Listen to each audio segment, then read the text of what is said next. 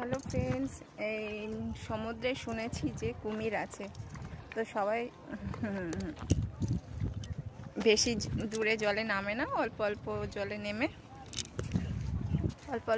নেমে একটু পা ভিজিয়ে আবার চলে আসে। যে অনেক টুরিস্ট এসেছে আজকে।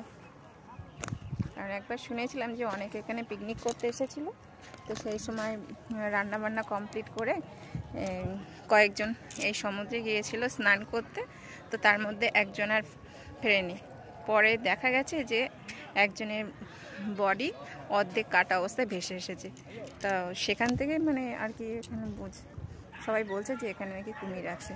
তো সেই জন্য এই জলে কেউ স্নানও করে না, নামেও না।